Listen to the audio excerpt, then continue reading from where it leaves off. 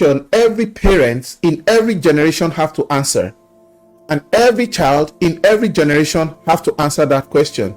Sometimes parents answer this question for their children, and sometimes children answer this question for and by themselves. But better still, parents and child or children collaborate to answer this question. But let us take it from the parent side today. The question is, which course shall my child study? Which course should my child study? That is later in life in the tertiary level. At the beginning, parents make choices for their children, and the question at the beginning, at the basic school, elementary school, high school, is which school will my child attend? Because in the junior and the secondary schools, what happens is all subjects are taught to the children across the board. So there's no specialization per se. The children just go to school like every other person. It's not a parent's burden. They just find a good school and they send their children there. But the older the children grow and they get to the age where they have to cross to college or what is called university in some other parts of the world, this question comes up. Welcome to If You Asked Jimmy. On this channel, as an independent commentator, I treat issues that helps us to learn, grow, and be able to live better in a complex and rapidly changing world. So, for this topic, parents are concerned about future careers of their children and how to choose the careers for their children. Hence, the dilemma. Right? And this is a real crossroad for the child and a real crossroad for parents many a times, or a lot of times. It's a burden for the children, it's a burden for the parents, whether home or in diaspora, home or abroad. Yes, it is everyone's wish, or every parent's wish for their children to become something great in life. And that greatness, for the most part, apart from the grace and mercy of God, which everyone enjoys and prays for, the greatness that parents expect from their children is largely dependent on the choices they make, good choices. And it starts from the quest to acquire quality education for their children to acquire quality education in preparation for the future, in preparation for the job market, in order to acquire the skills that the children will need to survive and to put food on their table and to get quality living later in life. At this point, let me just quickly chip in. If you are yet to subscribe to this channel, please go ahead and like this video. Click that subscribe button, smash it, hit that subscribe button, and that will make you to receive our videos every time we upload a new one, and we can all learn together and engage. Thank you for that. So question is this: why do we have children? The answer of many people will be that for us to procreate ourselves. Now, in procreation, we become progenitors, right? We are progenitors of our offsprings, right? And our offsprings become progenitors of their own offspring, correct? Now, the desire of everyone is that their offspring should be better than them. And then the offspring of the offspring should turn out better. So each generation turns out better and better than the previous one. The parents pray for the children to be more successful and have more accomplishments than them. At least for the most part, for most people on earth. Most people who are fair-minded want their children to be better than them in life and to do great things while the parents are living. The only people that might not be in the bracket of their children excelling more than them are those who are the super rich, super rich, super successful, the geniuses, the exceptionally accomplished, the exceptional ones, the exceptionally accomplished ones, who are just a very small fraction of us. It's very, very difficult for like Warren Buffett to reproduce himself in his child, except he leaves all his inheritance to the children. Bill Gates, same thing. Elon Musk, same thing. Zuckerberg, same thing. And some other big and notable rich people on earth, except they leave all their inheritance and their net worth to their children, and those children remain in the bracket of their parents or something like that. So only a few people have replicated. I mean, that is even wealth that is being passed. It is even not the genius in the parents. Let's talk about, the genius part right now. It's only a very few people that have been able to replicate themselves in their children, because, they only come one in a million. For example, we have heard of, like, there's a Nigerian parent called the Dafinone. I cannot pronounce that name very well. I think the accomplishments, they were able to, the father is an accountant, and he has, all his children are accountants, both male and female. I think they have 4 or 5 accountants in the family, if I'm not mistaken. And we have other families who have all the family, dad, father and mother doctors, and all their children doctors. Father and mother lawyers, all the children lawyers. Father and mother mathematicians, all the children mathematicians, or some other professions. So it's only a very few people, very, very rare people, that can reinvent themselves in their children, and only a few have achieved that feat. And that's what makes those people unique. It's not easy to replicate oneself in one's children. I didn't say it's not possible, but it's not easy.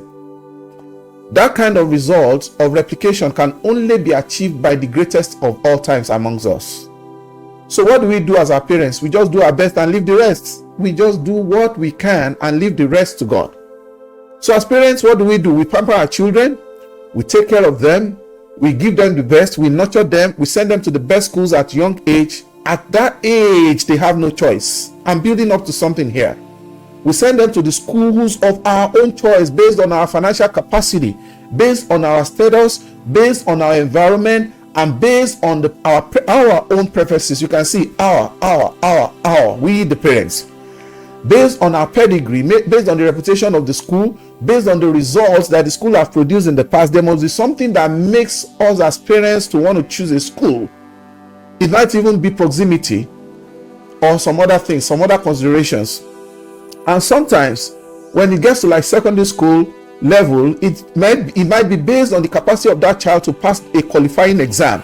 If it is a competitive school, and it's not just a cash and carry private school, there are some private schools your admission is guaranteed as long as you can pay. But for some, because they have limited spaces and they want to maintain the quality of teaching and instruction and learning, they actually have a limit. They have a quota to how much pupils they can admit. So even though some private schools now have their own entrance exam to screen and select, the pupils that they will admit for that school. So all these things are still in the hands of parents, but that kind of the situation where the child has to, write a competitive exam for them to qualify and be admitted to be shortlisted for that school, that one also is now the parents having the capacity to pay, and the children having the capability, having the knowledge and the pedigree to be able to pass the exams, their aptitude. At this time, you can still see that the children have no role to play, or some little role to play, some little contribution to make. Even at that, the parents still have the final say. At that time, again, the children have little or no choice. Sometimes in the olden days, parents just send their children to regular schools where everybody has a chance, as long as you belong to that community and you have passed primary school. There's something they called G2 in those days, and there's common entrance to unity schools and to some other schools. Other than that, you just apply to the nearest secondary school. Now, while parents are still in charge, some of these parents pay high fees to get their children to some schools, very exorbitant school fees. Some people even pay in dollars as we speak today. For example, in Nigeria, the currency is naira, but there are people who pay their children's school fees in dollars, so that those schools are, some of them are like, I know there's an American school, maybe one or two in some parts of Nigeria, which is like American curriculum, American standard. They are British schools. British schools have been with us for a very long time, for 30, 40 years or more, in some locations in the highbrow areas, especially in Lagos. Some people send their children to have that British touch of education while they are still in their home country. Some of the time you come across these children who have acquired accents, foreign accents, while they are right here on the soil of Nigeria. They have never even traveled by plane. And some of them are even having American accent, maybe through movies they watch or through the interaction they have in schools. And some parents actually position their children into those schools because they have the funds to pay, they have the money, they can afford it, or they prioritize their finances to be able to get their children into those schools for one purpose: for their children to mingle with the children of the high and the mighty in the society, the who is who's. That is still at elementary or high school. I'm building up to something. So those ones are just basic. It's just, everybody goes that way. It's not a headache at that level per se, except somebody needs to check their balance sheet, their cash flow, and see if they can afford those schools. Parents are still having control. Right? Now, the parents initially at foundation, like I laid the background, they have provided their children with the best. They have given them the best their money can afford, and their own parental judgments can provide the choices. Even apart from school, parents have taken these children on the best of vacation locations in the world. They have given them the best protection. They have shown them the best affection while they are growing up. Why?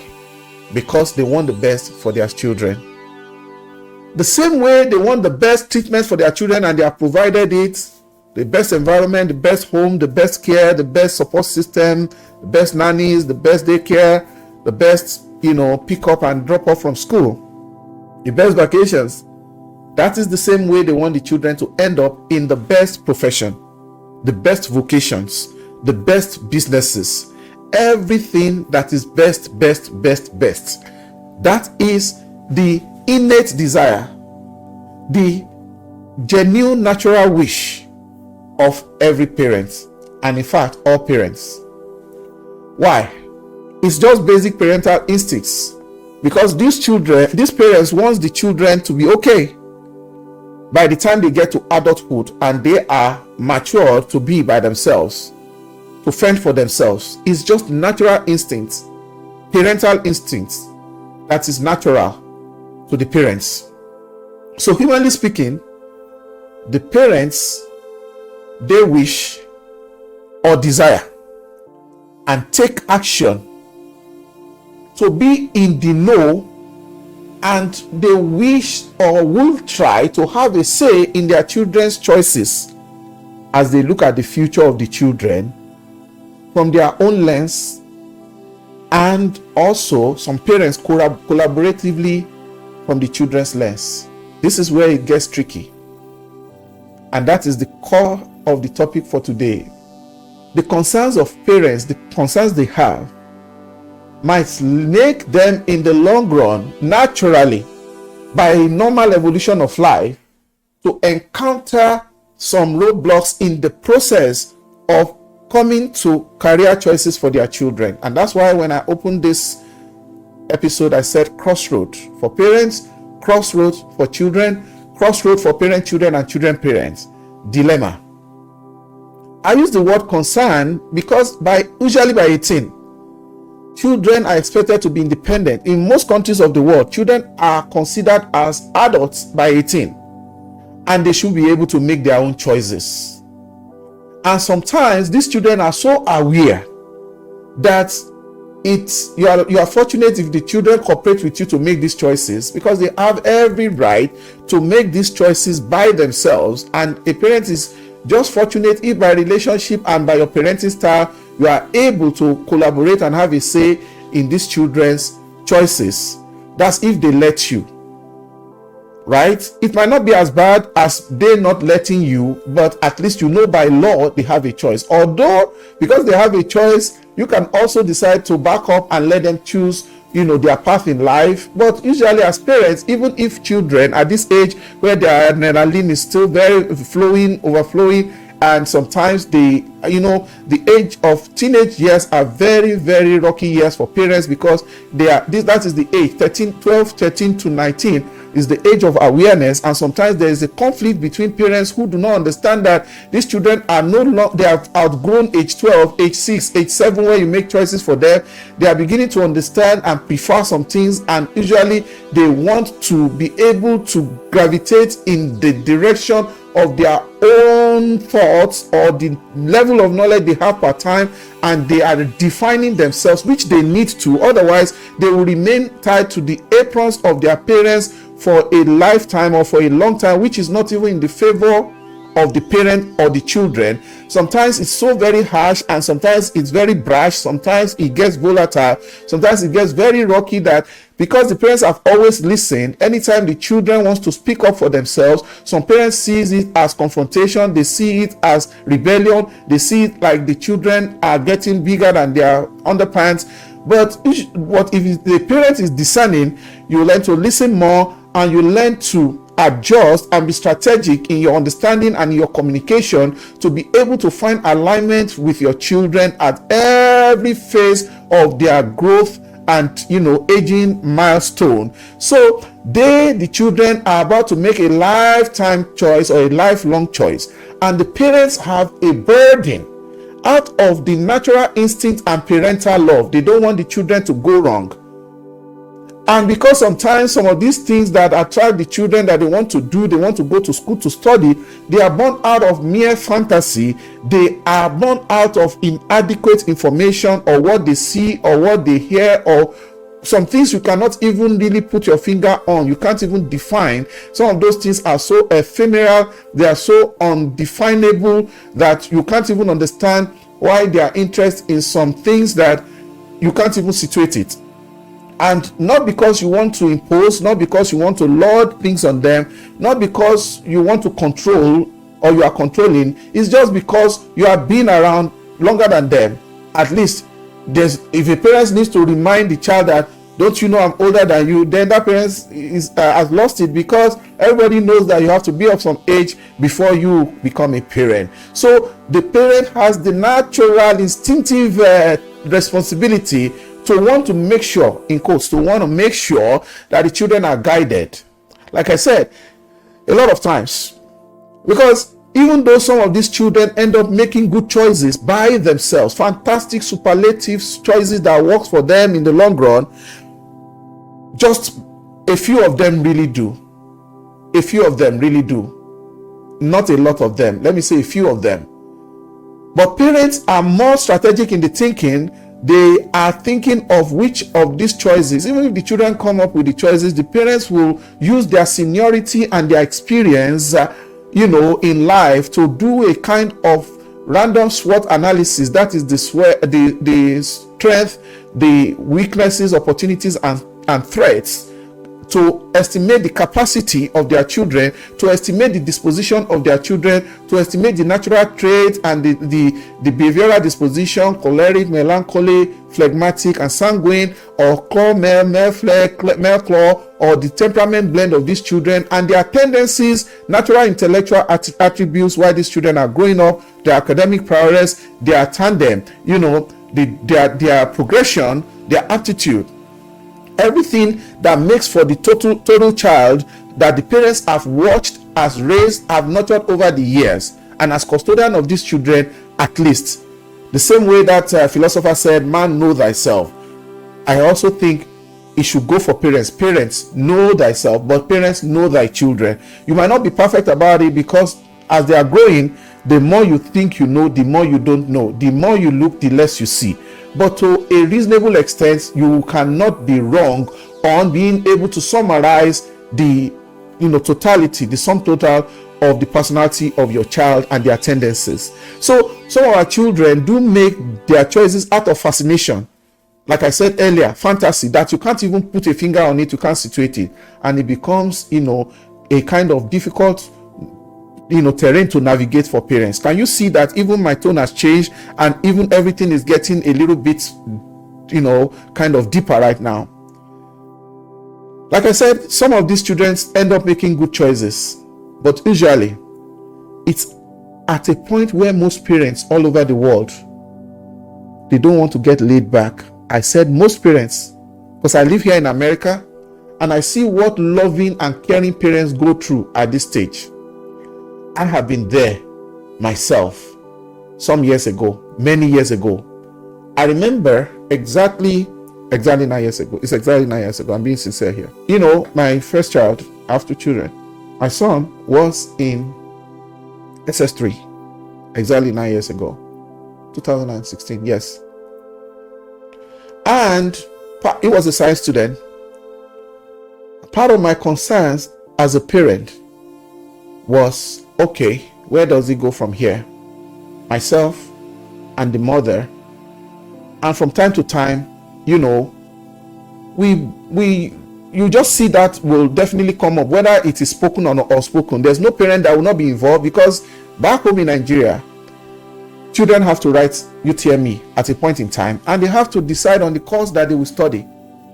And I know the tendencies of my child. I remember traveling to another state where I have a friend who happens to be a consultant for the biggest schools in Lagos. I'm talking of the Chrisland of this world. I'm talking of the Coronas of this world and other big schools. This man was a consultant, and he has had successes. You know, he's a consultant par excellence. He's a mathematician, he's a scientist who have traveled, you know, around the world, and who have developed in the days of analog, where you didn't even have too much of these automation things. He has developed courses for schools that have helped them to have 100% in their mathematics for these private schools. He has developed programs and, you know, curriculums and kind of help, you know, aids. He's a strategist. So I approached him. I had this conversation. We were driving. I had to travel out of Lagos to where he has a base. He was in Lagos for a long time until he relocated to really do some things that he has a vision for, and he's still really growing at those things now. He's really big.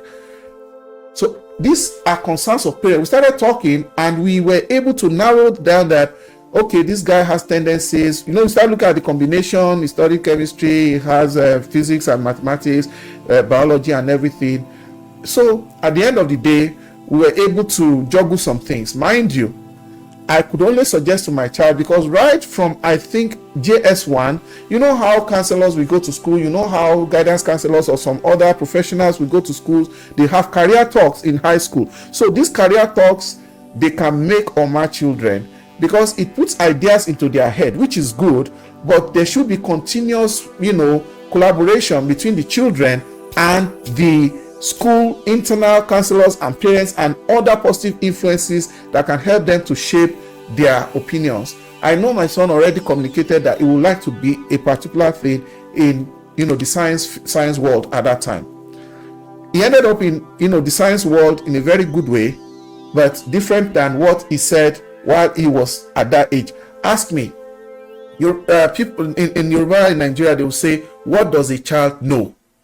When they ask that question, it does not mean that the parents undermine the natural wisdom of children, because at every age, there is an age-appropriate knowledge or wisdom that everyone has.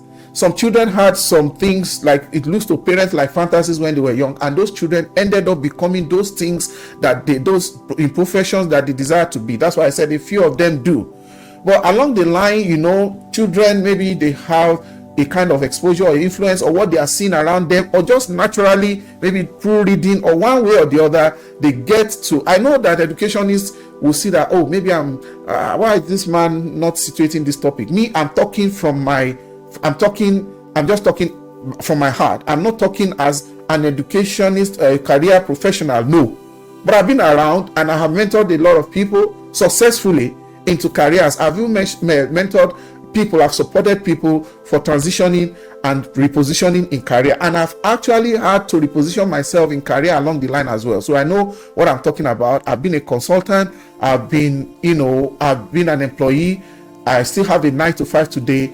I've been an entrepreneur, I've had startups, I am a licensed, I'm a practitioner in finance, and I have an MBA.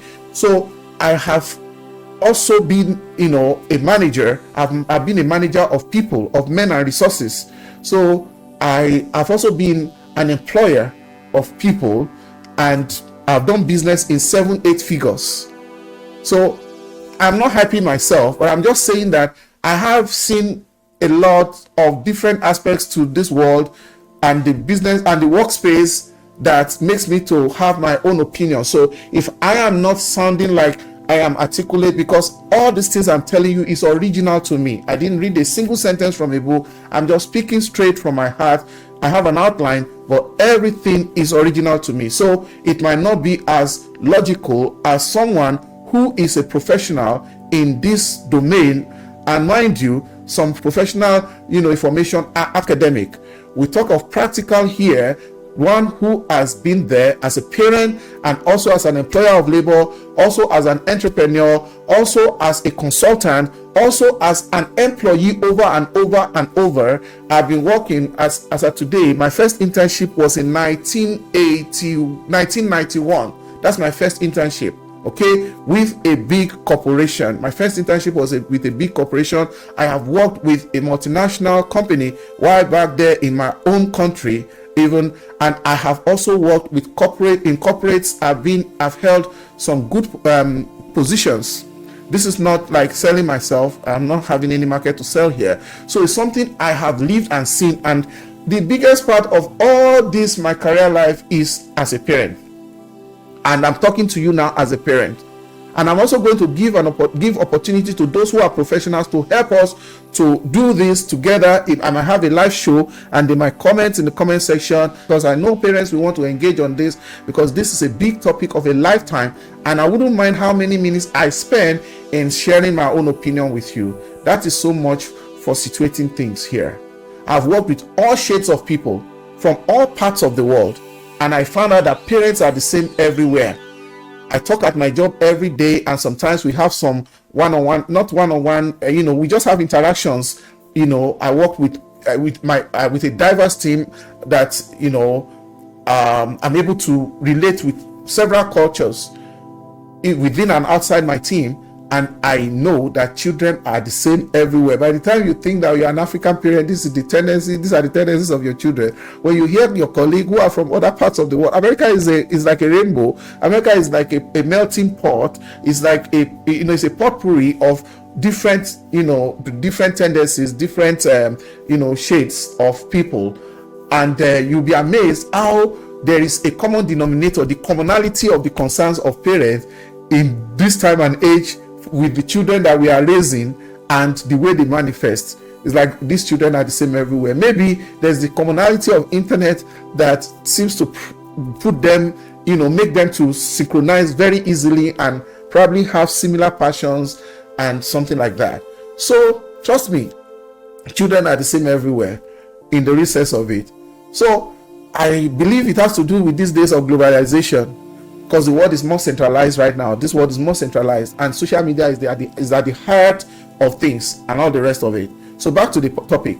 I talk about parental concern coming from a good place in the heart of the parents. But this is a season and time where the children are matured, because in America, for example, by the time a child is of university age, college age, that child is 18. This child is independent. These children, they don't mind you supporting their bills, but they might not, in certain cases, when they turn 18, 19, want you in their business, telling them what to do. They make their choices, and they can be polite in just letting you know that they can chart their own path. And the beautiful part of it, the educational system, once your child gains admission to college, if that child is up to 18 years, you do not have a role to play per se in interfacing for that child in the school. You can't follow your 18-year-old or 19-year-old to school. Maybe they are doing registration. They are considered as adults. And the school is not obligated to share the information about their result or performance in school with you. That is when you will know that even though you are the biological parent, these children, that's a level of independence for them. They don't have to share their result with you. The school doesn't have, you can't go to the school to say, I want to see my child's result. I don't know if it happens in universities in Nigeria, but it's not, I don't know, but it's not done here. I stand to be corrected. And if ever it happens, it's not ethical, because that child, some of the children sign non-disclosure agreements with the school. But if the child goes to school earlier, only in a few cases, because the system is so programmed that children get to college around 18. Maybe if the child is not up to that 18 years, the parent might be able to just have some little interplay, not because we have any big thing to really do. Everything's still dependent on that child, but maybe you can still have a snippet to, or just have maybe 1 or 2 contacts while that child's getting into college fresh. So this is a phase in life where children want to make their decisions, and the wish of the parents is that the child or their children, because I said child now, most people have more than one child, they have children, and if they do it for this child, it's an iteration. When the next child gets of age, they have to do it again. So this is a phase that some parents have had to attain, to cross, a hurdle they have had to cross at one point in time or another. And their goal is that the children should not go wrong. Don't forget I talked about childhood fantasies. Don't forget I talked about the influences of guidance and guidance counselors. Don't forget the influence of society, the influence of movies, the influence of books that they read, the influence of the environment, and more importantly, peer influence, because children also discuss what they want to be in future. In fact, schools, when we were growing young back home in Nigeria, makes us to write composition. That's what they call it then. These days I think it will be called essay in high school, but in primary school then they call it composition. What do you want to become in future? So you see that this thing is a very, very big deal, even though we might not be paying attention to it, but it's something that keeps surfacing from face to face in our lives. So parents are usually very, very positive, and they want something that they think is good for the child. And because of that positivity, there is the history, very common history among a lot of people who can testify, especially in the African background where we come from. We have the history of parents who are loving and caring, but some of them tended to be overbearing because they insist on the courses or the pathway that their children should take. And some of the times that has turned to be disastrous. Sometimes, a few times it turns out for good, and at other times it's just the other way around. But don't forget, it's not because the parents are mean, it's not because, anyway, maybe if they insist, then definitely they are controlling, but it's not from the controlling part of them that they are dictators. It's just out of the parental instincts and the love and the fact that they know what works, and they have seen life, they know this life better than their children. And in fact, sometimes some parents want to tailor the children in a particular direction so that if the parents are opportune or position, they can use their influence in places where the influence, wielding influence is possible and throwing their weight around. They do have some, they have some kind of target in mind that if this child is able to go this way, I should be able to help this child to position them in maybe a corporation, maybe in a particular business or job where they have influence and they have contacts, for places where contacts work for people, right? So the parents might have a goal in mind that is good for the child, and the child will be comfortable. But whether that is healthy, the healthy way to go is debatable. It has its pros, it has its cons, and from my own extraction, Nigeria, where I come from, I know a lot of parents whose children rebelled against them. The children rebelled against this particular practice in the past, and some children are still rebelling now, and some children will rebel in the future. I went to school with a lot of people. I went to 2 tertiary institutions in Nigeria at different times, and I know of people who were in school in body, but they were not in school in spirit. They won't attend classes. In fact, there are some children that the parents, some of these children, they pretend that they are in school, but they are not in school because the parents want to force them to do a particular course. Maybe the children cannot cope. Sometimes it's because they can't cope. Maybe the parents want them to do medicine or some kind of courses, maybe accounting or something, or engineering. Some children outrightly rebel. What they do is just they collect the school fees, they come to school, they might even register because they will have the ID card of the school, and they take bills back home to their parents, even though they may not succeed at their courses. So sometimes it gets complicated because the child will be in school, he will be coming home at the end of the semester, he will be collecting school fees, they will be sending food to him. Parents might even visit him in school and not know that he's just present in that school, maybe in the student environment, but he's not really participating in classes, he's not passing his exam, he's not really going to the next level, maybe from part 1 to part 2 to part 300 level to 2 or 300. He's not even doing, it's just tactic, it's talk. And there are children that struggle. They stay in some courses, 4-year courses in 6 years. We have seen some people that spend 8 years, and some people, they will never even graduate. Some of them take to cultism, some of them take to hooliganism, and so, because they are already disgruntled. It happened with some children like that, and they are children of some parents. These children pretend to be studying what their parents want them to study, and they dump it later and do not complete, and they just drop out of school. Some people, they come back home, and some people, they pretend they just be collecting the money and waste years of their lives. I know someone who shared with me in one place I worked that he spent a lot of years out of school and the parents were not even aware, but today he's doing great because he found his path and he came back. But not many people are able to do that. Some of these children, they dump the course that their parents told them to do and change to a different course, different faculty, and do something different, and they ended up with a different destination.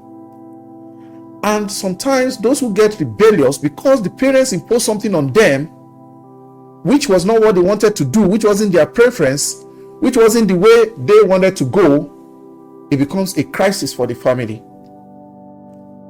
And they become truants, like I said, they become very delinquent, and they end up, like I said, just not achieving anything. They don't do well. Terrible for them, terrible for the parents. Wasted years. By the time the parent gets to find out, sometimes it might be the graduation. They are calculating now, my son left home 4 years later, and this guy, the mates are finishing, because sometimes the parents get to know the mates and the friends of this particular child of theirs. And the friend is graduating, and they also know when their child went to school, and they know how many years the course was slated for, and this child didn't graduate. It gives a reason or the other, and the parents get disappointed. Sometimes some parents get the shock of their life. That's the shock of their life. And the children still get more disgruntled, and you know the end result. Things fall apart. Like I said, some of these children ended up in cults and on drugs, or they just become societal misfits. This parent thought all the while that the child is in school, and they might have been bragging to their family and friends that their child will soon graduate, only to get the shocks of their lives later. You can imagine the pain in the heart of a parent, especially in a country where education means like everything, and your child being able to go to school and get a degree is even a bragging right for the parent. It's part of the accomplishment. It is part of the satisfaction that parents get from parenting now, from their status in society. And even personally, even if there's nobody to impress, which is not their aim, they get the fulfillment that they have been able to support and nurture their children at that age to be able to stand on their own and to become something in life. That shame that some of these parents get and the shock sometimes never heal in their heart.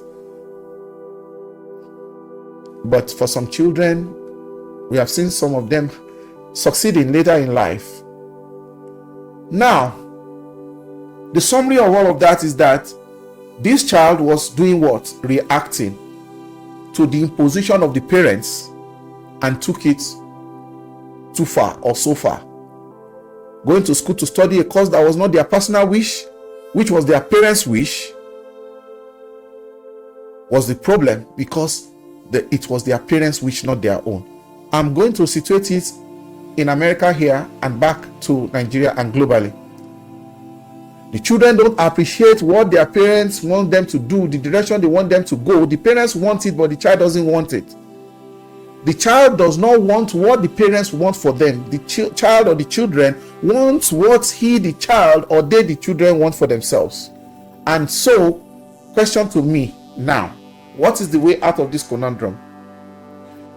I'll share my own style, even though my own children are adults now, and they are gone past that stage of choosing which course to do, university or whatever. many years ago. One have graduated like 3 years ago, and the other one is just 1 foot out of college in the next couple of months. So they are done already. And they are still been, the one that graduated have all been upgrading, upskilling, and a lot of certifications below his belt. And I'm very, very proud of them. I'm very grateful that they made the right choices, the best choices for themselves. And they are very, very peaceful human beings. They never gave us, their parents, any worry for a single day. It's just the grace of God. So, but what was the parenting style? As parents, our style for our children was interactive and participatory parenting. Like I said, I did not take my preparation from any source, not even the internet, not even Google, not from my very rich library both in Nigeria and in America. No, this is an outflow. I sat down to do the outline. The topic came to my mind like 4 months ago, and I put it down, or 5. I put it down on notepad on my phone. Just outlines. So I'm just expanding as I'm talking to you. So when I said participatory and interactive parenting, it's not a term I borrowed from anywhere. If that exists technically somewhere, so be it. So this is my own coinage. I coined it for myself based on the way me and my children and their mother related with ourselves as children and parents. We relate with our children to negotiate with them and handle different aspects of their growth in a very mutually convenient decision-making process. Is it convenient? Yeah, there's never been any hot moments. There's been no flashes because it's not a day thing. In casual conversations, you get to know the interests of your children. You talk over it. You talk and you retalk, you untalk, you learn, you unlearn, you relearn. That's the kind of thing. It was a progressive thing. It's not a one-day thing. But the children, we didn't choose for our children. Our children chose for themselves. I don't know. I know a lot of parents do that as well. But not every parent has that kind of heart. It's a very big luxury that they won't let go. Some parents will choose for their children and they will choose right. But in our own case, it was interactive, it was participatory, and we were able to learn from the benefit, to exploit the benefit of the good relationship we have with our children. And the communication, the kind of open communication between we as parents, is it between us as parents or between we as parents and them? That communication level, that trust between us. We were able to trust the children because they give us good reason for choosing the path they wanted to choose. I already told you the story of my first child, the son, while I was in Nigeria. I didn't really go deep down so that I don't divert too much, but I consulted the consultant. We still didn't end up with what he was trying to say because he himself is very, very professional. He didn't say this child should go this. I wasn't even asking for what to study. I was looking at the options based on our location at that time and looking at the future because the man has been to some other parts of the world by that time. And his recommendation was like, okay, what are this child's tendencies? He even knows my son. We are family friends, and he was able to give some options. But by the time my son was going to choose, it wasn't long after that we crossed to the US, just months after that. And by the time my son, was going to make his own choice, because when you come to the US here, it happens to a lot of our children. I don't know if some of you hearing this or listening to this can relate. Sometimes the children are at a particular class in their home country, but when they come here, there's an evaluation that makes the educational system here reposition the children into a different class. Even though our children could cope, even if they bring them to start, to the final class, which where he was coming from. But later, we were thankful that the children had a chance because they were stepped back like 2 years. And at that stage, it gave the children opportunity for integration here. Even though they are very good, my son was a prefect in his school, he was top of the range. The school is very competitive. All these private schools, even if you see children having first to fourth or fifth position, they are having just fractions in the fractional difference in their percentages of passing. But someone has to carry the day. These are schools they don't even use first, second position. even though that one is a topic for another day, no ranking. So by the time this child has integrated here, he was able to identify something that is, that is fit for him. And honestly, that worked for him. And the same goes for my daughter, who is about to step out of college in the next couple of months right now. When you look at it very well, don't let me go too far on that. So she also chose her path, and she has always been a kind of genius one type. So it's also very good.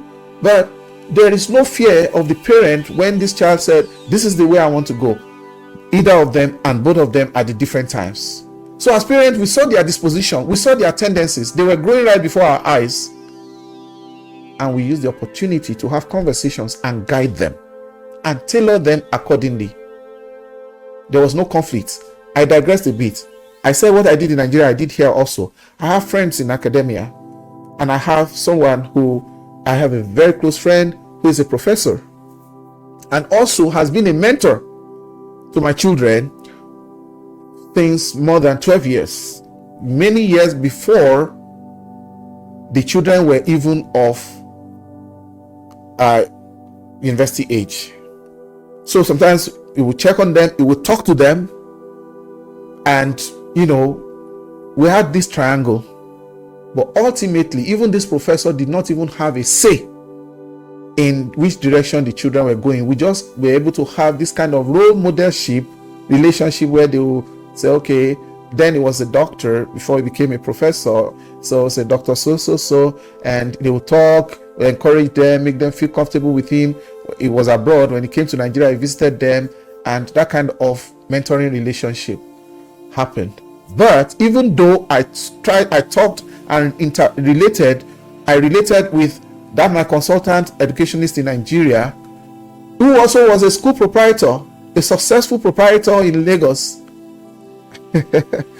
I did not use his advice, but I got information that I could use. But the children didn't go that. They were not tailored in that direction. We didn't tailor the children in the direction of the prof here, also in America, because the prof also, they eventually moved to America. But we had interactions.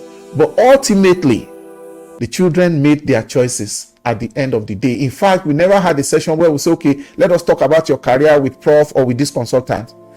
I, as a parent, just made the call, this child is going in this direction. Okay, I did sciences in secondary school, but I later went into business administration, into stockbroking, and I recently completed my MBA. I graduated from my MBA recently. So my children are science students. I know a little about science, but it was high school science. I've employed scientists, I've worked with scientists, but I felt that some people in that domain might be able to see better. But my children were the ones that made their own choices. There is a difference. Also here in America, there's an opportunity for professional counseling, where these children, they have to make choices by the time they are even getting to, I think, their senior years, because as they prepare for college, I think there's a way they have to calibrate their courses. Though funny here, in Nigeria, you are either doing art or science or commercial, but sometimes you see children, you see their students here, pupils, you see their combination, and it can enable them to actually do a lot that is not constrained. They might have science combinations and end up in something that is totally different. So we have professionals here who can help them, and they work on what their natural disposition, academic disposition, and the opportunities that are available in college, because college here, children have to apply, and a lot of those intricacies. So to narrow all of this down, that counseling also happens back home, but it is a very delicate part for parents to tread and for children, because you don't want them to miss it. Because if they miss the course they choose wrongly, it's going to be like they have to really kind of like a restart all over again, and they have to make a detour or recourse or anything. The good thing here in America, I don't know some other parts of the world, is that children, the undergrads can modify or change their courses along the way to the areas of their strength or their preferences. It doesn't mean that because you apply for the course you get into school for is what you have to stick with throughout your career. I think this also happens in Nigeria. I've seen people changing their courses, but it's more flexible here. And mind you, a lot of factors come into play, which includes the fact that life is progressive. we know in parts. The more they know, the more they realize, and the more information they have, the better the quality of decisions they make, or the pathway of their choices of courses and future career. So beyond the capacity of the child and how they ace their subject in school, as a parent, you also want to make your children to understand the reward and compensation for each profession, because sometimes these children are so young. Some of them know very early they want to be successful. Success is part of their passion, but some of these children are just looking at what they love doing. In the past, the major advice that people give is that, they give this counsel that you just follow your passion. And I think that's a very, very good counsel. Very good in quotes. Now you have to, but because you have to balance it these days, you have to balance it, not just balance it better, because the world is changing, very rapidly changing. In those days, even if you get into a civil service job, you get to a government job, you get to a regular job or private sector, maybe you have a pension, and a lot of people work their lives, they got retired, and they lived on their pension, and they were able to pay their bills, they were able to pay down their mortgage and everything. But these days, it is very, very hard if someone doesn't plan upfront to be able to do certain things later in life, if that following your passion alone is what they pay attention to in choosing their careers, their lifelong careers. Passion alone don't pay bills. Passion must be tailored and guided and directed in such a way that it will hit the sweet spot. Let me repeat. Passion must be tailored and guided and directed in such a way that it will hit the sweet spot, which is very difficult to find, because a lot of the things, the considerations that you have to make to do as a parent or a child by themselves in making career choices, they are moving parts, they are moving targets. The world is not staying static for you to now make a plan and stick with it. It is not all these constants. They are not constants like you have in science like that. So passion should be tailored in a way to match, reality. Passion alone does not pay bills. It has to be guided, and it has to be located and situated to a spot where the capacity of the child hits the reality of the times to produce the ability for the future and capability and the equipments, the certification, and the skill set to meet everyday needs in future and to put food on their table. In the past, it used to be very basic living, put food on the table, clothes on their back, a decent car, a tidy home, and a modest lifestyle. I think that is still the constant for many people. But right now, we are living in times of things changing and inflation, and it's not so many people work the basic work and get the basic pay, and they don't even have an emergency fund. Again, there must be that sweet spot, which sometimes can be very, very, very largely unpredictable. So you need to develop the skills to manage a moving target without missing the goal as a parent with the child. That is even if you have the opportunity to contribute. If you do not have the opportunity to contribute, you can only pray for that child, because if you don't communicate, you don't communicate. If you are not even communicating in simple things, you may not be able to communicate on critical things. It takes continuous refinement, even for that child himself or themselves, continuous refinement of their ideas, of their passion, that same passion, and their strengths, maybe academic strengths and their academic tendencies. It takes continuous refinement of that, continuous redefinition and reprioritization of their goals. Or sometimes they have a previous choice that they thought was the best for them when they were leaving high school, but now they are knowing better, they are getting better, they are in school, they are seeing better into the future and to the environment, the learning environment. So it calls for prioritization of previous choices, to realign those choices with their new interests and align their new interests with the current realities in such a way that the child will not frustrate themselves and the child will not be left frustrated by the system, and the support of the parent to allow the flexibility of children to actually flow in the direction of where they think they can function.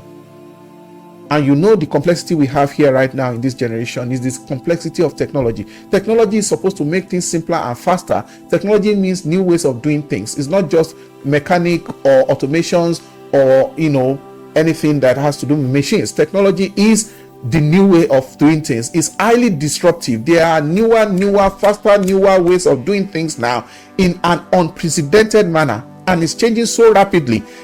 And the biggest casualty for the rapid change in technology or in our global space, the biggest casualty is what? Careers. Many careers are fast becoming yesterday's careers, and parents need to stay in tune. Let me give you an idea. It's like having, I don't know, when you drive, and if you do not have a favorite station or one or two favorite stations where you already know the time where they host the programs of your choice. If you are just tuning radio, maybe you are looking for music. If you tune to this radio, you will see this music is good. You will tune again, music is good. If it is the time belt for news, you are tuning, everything is news, except their dedicated music channel. And there are hundreds of channels. Have you tried to tune to the TV before? Recently, in America, for example, there are hundreds of stations, not 100, not 200, not 300 stations. I would have thought that, the more the merrier. It makes choices more difficult. Look at a career line like education, for example. Globally, being an educator is a great thing because they are the one that shape the destinies of the rest of us. But that educator, or what some people call teaching, that's the language in some countries, may not offer reward. Only a few countries pay teachers very well, or pay teachers like they pay other professions, like IT or nursing or medicine or engineering or other domains. But teaching is the one that molds everybody's destiny and is very, very impactful and very gratifying for someone to be in the educator or teaching line, seeing themselves shaping destinies and their products becoming great in the world, because teachers are the ones that produces the doctors, they produce the governors, they produce the presidents, they produce even the people that go to space, they produce every one of us. But to be a good educator or be a good teacher, you need to put in a lot of effort. You have to be hardworking. You have to be good in your studies to be an educator, to be a subject matter expert, to be a teacher in a subject line or a generalist. You have to know your onions very well. So it takes a lot of dedication to know the concepts. But that's a decision. That's a decision that by the time you now put the reward side by side, that noble profession, you now see, do you want to tow that path and you will get fulfilled that you are achieving that impartation and molding destinies and making great people, or you are looking at the aspects that I'm going to use to close this conversation, which is the payback, which is the pay scale. How marketable, and this is probably the major reason why parents try to get involved in the choices and decision of their children. How marketable are those skills that you are trying to acquire, or the child is trying to acquire when they finish from school? Marketability, reward. How well does that skill pay when they finish from the school? Would they even be able to get a job? How will they do in the job market? You hear some courses that are highly sounding, reverberating words. By the time they mention the course, to be as if they look at the alphabets inside the course, you think that the money should be paid according to like 20 figures, if there's something like more than 6-7 figures. But how marketable is that skill? In making choices, parents and children need to investigate the marketability of the skill in now and in the future, and the negotiability of that skill in the job market space. How fast can you get a job with it? How long can you keep jobs, and how available are the jobs? I'm not saying the jobs should be just so much available, but do you have what it takes to be positioned to get it and to hold it? What is also the career path? Because sometimes there are some careers that have bars, and sometimes nobody wants to be subservient to their own contemporaries just based on the fact that they have chosen careers that can only make them to end up as subpar with their contemporaries. I know what I'm talking about. I have some stints in human resources. During my service year, I worked as what they give the corpers then is an assistant manager in a company of over 1,500 people. I worked at the works, and we had an headquarters, and we had another company, another branch. It's a major company. It's one of the biggest cement companies in Africa. So I worked as at that time, it was, they used to say, now they call it HR, personnel and admin. That's what they call the department then. We have our headquarters at Ikeja. Anybody that knows Ikeja, maybe Ikeja Shopping Mall or ShopRite, the headquarters of that cement company is there. That's where I had my service here. So I got into personnel and admin at a very early age. I was in my early 20s when I graduated from the university. So I have followed HR things, and it is the department of personnel and admin, payroll, everything is what we do. We work with the accounting department. We also have the training school, which we are the ones that take care of the consultant and everything. So I learned a whole lot that year. And other than that, I've also been in positions where I have interviewed people, I have been hired. Okay, I have been a serial employee, a serial employer, so I've had a very rich career in human resources, and I consult on the side, in the past in this domain. I may not sound academic, but I'm talking to you straight from the heart. What is the package? What is the reward? What system are you in? Which country are you hearing this from? Check the system of that country. Not just the job market. Look at the real market space, the workspace, the work market space that you are in, and what is the drift of the economy? In which direction is the economy going in the future? Be futuristic if you are planning with your child. Know how the system works and what the system pay for skills. So for most parents, in the past when we were growing up, the parents would tell the children to become doctors, to become lawyers, to become engineers, to become pharmacists, and those are just the major ones. They are the ones like maybe the business side, like accountants and bankers. Those are major skills. That was way back then, those days. That was where the gold was in the workplace. But now there's a new gold called IT. Okay, and other than IT, there are some other things. IT is very broad. Everything is having some IT side of them right now. There are so many other professions that are also paying well. So it's not about the children following their passion and ending up in a field that cannot pay their bills or make them to match their peers in their own contemporary world. Their own world is not our own world. We only share some commonalities, especially if these choices are exclusive to these children. The wrong and the painful part for any child or any parent is for these brilliant children of yours who are teaching others in primary school, they are teaching others, their peers in secondary school,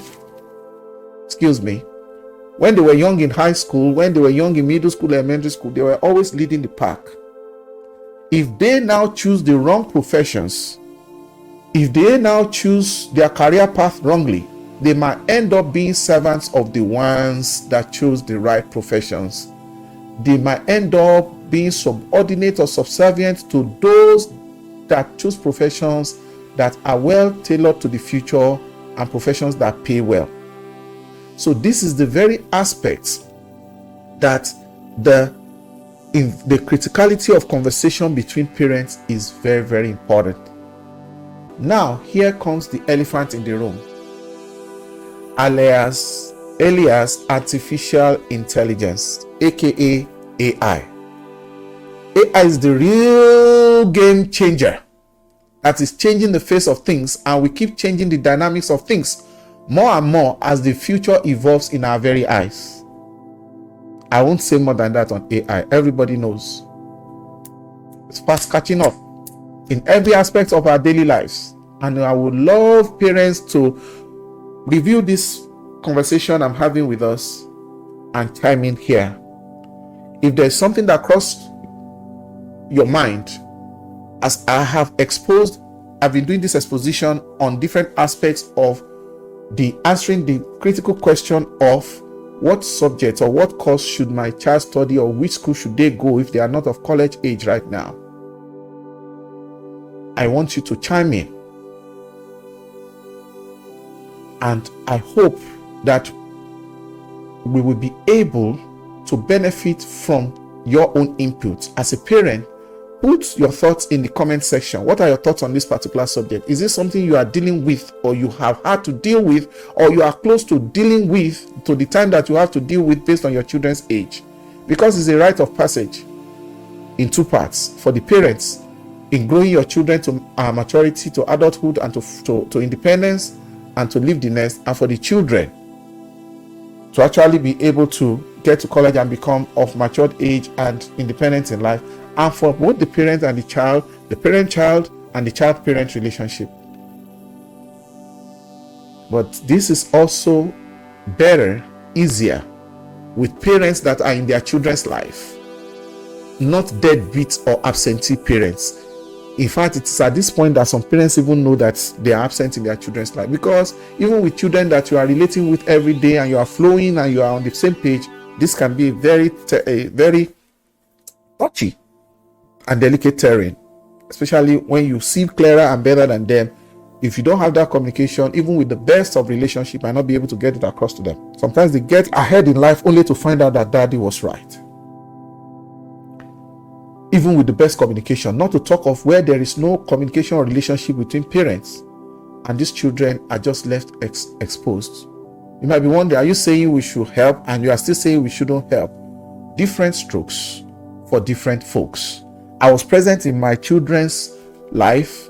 In fact, I remember a day in this America that my son and I went to see a consultant. Education is not an educationist, is a consultant who helps people in educational aspects of migration. And we were looking at a lot of things because he had a lot of information. But that was even the first day I had the course. Oh, no, maybe my son had already told me the course. And by the time he even mentioned the course he wanted to study, which he eventually studied, the man wasn't even familiar with the course. And my son eventually studied that course and is in a good place today. So, for parents, every parent have to deal with this. Maybe in their early 40s, if they start out very well. You know, sometimes the man may be younger than the woman, and the woman may be younger than the man. But for people who married maybe anytime from 25, 28, 31, maybe they will deal with it around the time their children are 16, 18, 17, 16, 17, 18. So they will be like early 40s or mid 40s or late 40s or early 50s, or later. For some people who started childbearing early, it would be like mid 40s. For those who started childbearing late, and that word late is subjective because no time is really too late. Everybody runs their own race, their own unique race, and every family is different. And some people had something, it was beyond some people's control. They had delays in childbearing. So like I said, it's different strokes for different folks. It's not a one-size-fits-all thing. So some people start very later in life, like late 40s, early 50s, mid 50s, or even later. So on the part of children, these are children in their teenagers who are trying to make up their mind, and some of them are with their parents at this phase of life right now. So if you are a parent in this phase of life, or even past this phase, who wants to share your experience for others to benefit, parenting is universal, like I said, and we can use your own input. If you are watching from any part of the world, let me know your views in the comment section. And if you want to contribute, maybe you want us to have a live show, or for me to have a one-on-one with you, and then we can put it out as a video like this, like, a recording. I definitely know that we're going to do a live stream of this on our multiple channels, on Facebook, on TikTok, on Instagram, and on YouTube. We're definitely going to do a live show. But before that time, let me know your views in the comments. So thank you. Let's have that engagement in the comment section, and we will meet on the next one. Subject matter experts, you are welcome. middle, high school, tertiary institution, instructors, polytechnics, universities, come on board. Let us have this conversation to help this generation. I've made this video for posterity, and I hope there will be a follow-up. It's a long one. It's the longest video I've ever done. I know I did some tautology, some repetitions, but it's just for emphasis, not scripted. Thank you for watching this far. I hope to see you in the comment section, and I hope we take this engagement to a very, very profitable level for everybody, especially that time when we're going to have that live stream. We're going to have it. It is a promise. We're going to have it. And you'll be able to call in. You'll be able to talk to others live, talk to me, talk to other people so that we can learn from you. Thank you. See you on the next one. I wish you and your children the best, and I hope everyone succeeds with the choices they eventually make. Bye.